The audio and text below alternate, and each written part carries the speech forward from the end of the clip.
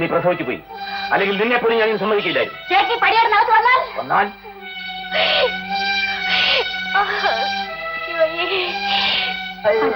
ചേട്ടാ, എന്റെ പൊന്നു ചേട്ടാ, ചേട്ടനകത്ത് വരണ്ടേ? ചേട്ടാ, ചേട്ടൻ അങ്ങോട്ട് പോ. അയ്യോ ചേട്ടാ,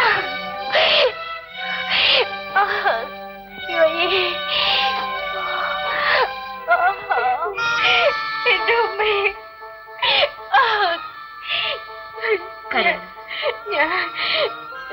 ഞാൻ വന്നത് ഒരാളെ കാണാനാ. കരയാ.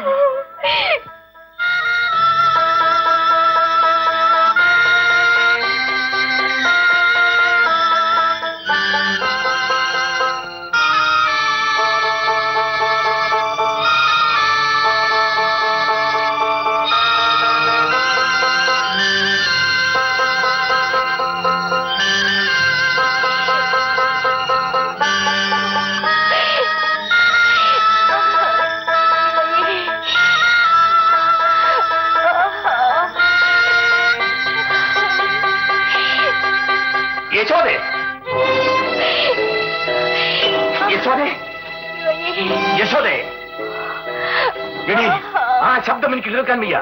അത് ഞാൻ നിർത്തും, അല്ലെങ്കിൽ അവളെ നിരത്തിലേക്ക് മരിച്ചെടി. എടി, എന്റെ ഭാര്യ ഒരു ദിവസം എന്റെ കുഞ്ഞിനെ പ്രസവിക്കാൻ വേണ്ടി ഇങ്ങനെ കിടന്ന് നിലവിളിക്കുന്നത് കേൾക്കാൻ ആർത്തിയോട് കാത്തിരുന്നവനാണ് ഞാൻ. എന്നിട്ട് ചേട്ടാ, പല സ്ത്രീകളും പുരുഷന്മാരെ വഞ്ചിച്ചിട്ടുണ്ട്. പുരുഷന്മാർ സ്ത്രീകളെ വഞ്ചിക്കാറില്ല. ഈ പെണ്ണ് ആരുടെ കുഞ്ഞിനെ പ്രസവിക്കാനാ നൊമ്പരം കൊള്ളുന്നതെന്ന് ചേട്ടനറിയാമോ? പണ്ട് ചേട്ടന്റെ കൊച്ചുമുതലാളിയായിരുന്നല്ലോ ആലി ഹാജിയുടെ മോൻ മുസ്തഫ. അയാൾ കല്യാണം കഴിച്ചോളാന്നും പറഞ്ഞ് വഞ്ചിച്ചതാ ഇവിടെ. ഇന്ന് അയാളുടെ കല്യാണക്കാര്യം കേട്ടപ്പോൾ നിറഞ്ഞ വയറുമ ഇറങ്ങി തിരിച്ചതാ. ചേട്ടൻ ചെല്ലാത്ത എന്ത് വേണമെങ്കിലും ചെയ്യും. ഇനി അവൾ മരിക്കുന്നതന്നെ നല്ലത്. അത് ചേട്ടന്റെ കൈയുണ്ടോ അതിനകത്ത്? ചെല്ലിയായിട്ടാത്തോട്ടെ.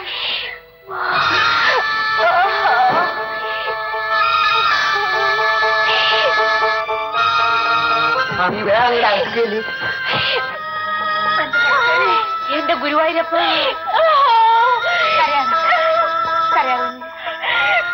ഇല്ല മോളെ, ഗുരുവായൂരപ്പ.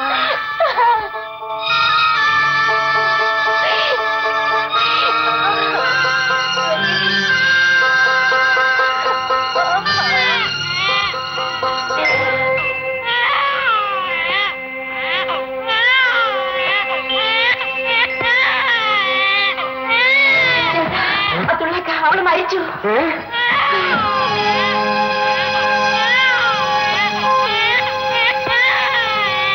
ചേട്ടാ,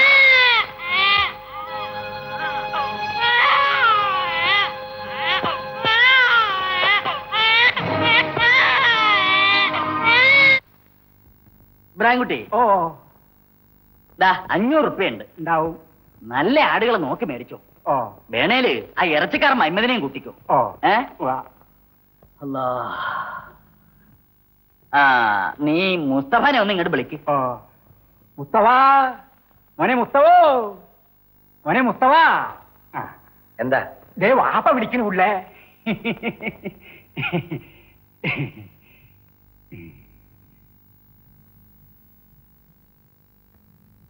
കല്യാണക്കുറി അടുപ്പിച്ച് കിട്ടിയാ? ഇന്ന് കിട്ടും. എന്നാ താമസിപ്പിക്കണ്ട. വയ്യാൻ നേരം ആപ്പീസിൽ നിന്ന് റൈറ്ററെ നമ്മൾ ഇങ്ങോട്ട് അയക്കാം. മേവിലാസം എഴുതി എത്തിക്കേണ്ടിടത്തൊക്കെ എത്തിച്ചോ. കൃഷ്ണനും വന്നല്ല. നമ്മളിപ്പോ വന്നത് വേറൊരു കാര്യം പറയാൻ വേണ്ടിയാണ്. എന്താ? ഇന്നലെ രാത്രി നമ്മളെ ആൾക്കാർക്ക് ഒരു പെണ്ണ് കൃഷ്ണന്റെ വീട്ടിൽ വന്ന് കിടന്നിട്ട് പെറ്റ ഉടനെ തന്നെ മരിക്കുകയും ചെയ്യും. ഏതാവള്? അവർക്ക് കൂടും കുടുംബമൊന്നും ഇല്ലായിരുന്നു. ചോദിക്കാനും പറയാനും പറ്റിയില്ല. പേര് സൈനബെന്ന. വീട് മുതലാളിയുടെ എസ്റ്റേറ്റിന്റെ അടുത്തങ്ങണ്ട. വല്ല തേവിച്ചൂരുമായിരിക്കുന്നു. അല്ല, വന്നു കയറി പെറാൻ കണ്ട ഒരു സ്ഥലം ഈ നാട്ടിൽ മുസ്ലിമീങ്ങളുടെ വീടൊന്നുമില്ല. ഓ, എന്ത് അനാഥയിലാണോ ഇപ്പോഴതൊന്നും അന്വേഷിക്കാൻ ഞമ്മക്ക് നേരെയില്ല. ആ, മയ്യത്തെടുക്കാൻ പൈസ വേണ്ടി വരും അല്ലേ?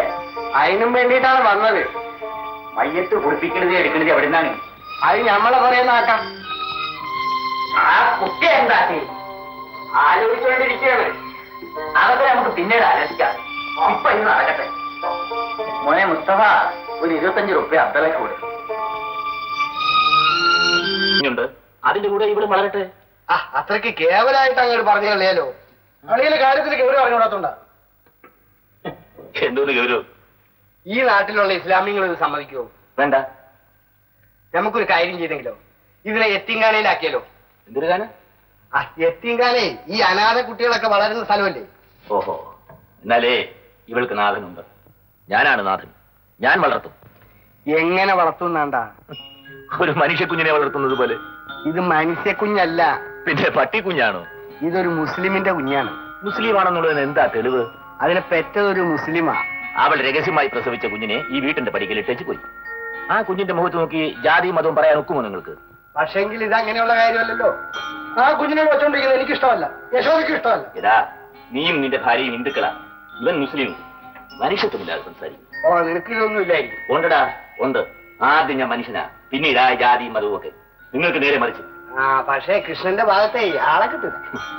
എങ്ങനെ കിട്ടാനാണ്? അല്ല, എങ്ങനെ കിട്ടും? ഞാൻ ആദ്യം ഇത് പറഞ്ഞുകൊണ്ടിരുന്നപ്പോൾ തന്നെ നിങ്ങളാ കേട്ടുകൊണ്ടിരുന്നു. ഇപ്പോൾ നിങ്ങൾ നേരെ തിരിച്ചു. നിങ്ങൾക്ക് എന്റെ ഭാഷ മനസ്സിലായില്ല. നിങ്ങളോട് എനിക്കൊന്നും പറയാനുമില്ല. കളിയന്റെ തലയ്ക്ക് വട്ടല്ല അരത്തിരി. ഇസ്ലാം മതം എന്ന് പറഞ്ഞാല് റബ്ബുൽ-ആലമീനായ തമ്പുരാൻ അവന്റെ റസൂല് വഴി നമുക്ക് നേരിട്ട് ഇറക്കി തന്നിട്ടുള്ളതാണ്. അത് കാത്തു സൂക്ഷിക്കേണ്ട കടമ നമ്മുടേതാണ്. എന്ത് പറയണേ? നമ്മൾ ആര് പോയിട്ട് ഒരു കാര്യമില്ല. കൃഷ്ണനാണ് ആള്. ഞാൻ പറയണത് ഈ കാര്യത്തിൽ ആചാര്യ തന്നെ നേരിട്ട് ഇറങ്ങണമെന്നാണ്. നേരിട്ട് ഇറങ്ങണമെന്നാണ്. ഇബ്രാഹിംകുട്ടി, ഓ വാ. ബാ. ഹമീദേ, മോൻ വീട്ടിനകത്തേക്ക് പോ. കൃഷ്ണനില്ലേ യശോദ അവിടെ? ഉണ്ട്. ആചാര്യ കൃഷ്ണനെ കാണാൻ വന്നിട്ടുണ്ട്. കാറിലിരിക്കുകയാണ്. ഞമ്മ പോയി വിളിച്ചോണ്ട് വരാം. ചേട്ടാ, ചേട്ടാ, ചേട്ടനെ കാണാൻ മുതലാളി വന്നിട്ടുണ്ട്. നീ കുട്ടിയെ പറ്റി. അയ്യോ, വിവരമായിരിക്കുന്നെങ്കിൽ ഞാൻ അങ്ങോട്ട് വരുമായിരുന്നല്ലോ. നമുക്ക് പോകേണ്ട വഴിയാണല്ല. കാറൊന്ന് നിർത്തണം, ഇറങ്ങണം. ആജിയാരുടെ കാറ് ഈ വീടിന്റെ ബാധിക്ക് വന്നു നിന്നാൽ ഈ വീട്ടിലുള്ളവർക്ക് ഒരു അന്തസ്സാണ്. അപ്പൊ കേട് വന്നിട്ട് നിർത്തിയാലോ? ഇരിക്കാൻ നേരമല്ല കൃഷ്ണ. ആ പെണ്ണിനെ പറ്റി വല്ല വിവരവും കിട്ടിയാ? അവക്ക് ഉമ്മ മാത്രമേ ഉണ്ടായിരുന്നുള്ളൂ. അതും ഈയിടയ്ക്ക് മരിച്ചുപോയി. അവക്ക് കെട്ടിയവനില്ലേടോ? കെട്ടാമെന്ന് പറഞ്ഞവനേ ഉള്ളൂ. ആരാത്? ഒരു വലിയ കുടുംബത്തിലുള്ളതാ. പേരറിഞ്ഞൂടെ? അറിയാമേ. പോയി പറയുകയും ചെയ്തു. എന്നിട്ട് ഇങ്ങനെ ഒരുത്തി അറിയുന്ന ലക്ഷണം പോലും കാണിച്ചില്ല. ആരാ? പറ, കേക്കട്ടെ. വല്ല ഹമുക്കുകളും ആയിരിക്കുന്നേ. പറ കൃഷ്ണ. വേണ്ട മുതലാളി, അവൻ വേറെ കല്യാണം കഴിച്ചു. ഷെയ്ത്താൻ, ഇങ്ങനത്തെ മഹാഭാവിയുടെ നാട്ടിൽ വെച്ചോണ്ടിരിക്കാൻ പാടില്ല. അവന്റെ പേരിങ്ങ് പറ, ഞങ്ങൾ പോയി ചോദിക്കാൻ അവനോട്. എന്തിനാണ് ചോദിക്കണത്? ആ കുഞ്ഞിനെ കൊണ്ടുവന്ന് അവന്റെ കയ്യിലോട്ട് എറിഞ്ഞിട്ട് കൊടുക്കണം. അല്ലാണ്ട് അയ്യോ, അതൊന്നും വേണ്ടായേ. കുഞ്ഞിനെ ഞാനങ്ങ് വളർത്തിക്കോളാം. ലാ ഹൗല വലാ ഖുവത്ത ഇല്ലാ ബില്ലാഹ്. നീയാ ഒരു ഇസ്ലാമിന്റെ കുഞ്ഞിനൊരു കാഫർ വളരാ, അതിന് ഞങ്ങൾ കുറെ പേര് മരിക്കണം. അങ്ങോട്ട് മുണ്ടാ നിൽക്ക്. ഓ, അത് ഏതായാലും ഒക്കില്ല കൃഷ്ണ. നീ ആ കുട്ടിയുടെ ബാപ്പാടെ പേര് പറ. അയ്യോ, അതൊരു വലിയ തറവാടാ. ഈ കുഞ്ഞിനെയും കൊണ്ട് അവിടെ ചെന്നാൽ അവിടുത്തെ സ്ഥിതി എന്താകും? ആകട്ടെ, കൊച്ചു മുതലാളിയാണെന്നും പറഞ്ഞ് ഈ കുഞ്ഞിനെയും കൊണ്ട് ഞാൻ മുതലാളിയുടെ പേരിലേക്ക് വന്നാൽ എന്നാ നിന്നെ ആ കൊച്ചിനെ ആ വീടിന്റെ മുറ്റത്തിട്ട് അടിച്ച് കൊല്ലും. അല്ല, അവന്റെ ഒരു ഉദാഹരണം പറ്റിയ കേട്ടില്ലേ? അത് മുതലാളിന്റെ ഈ മോന്തയിലോട്ട് നോക്കി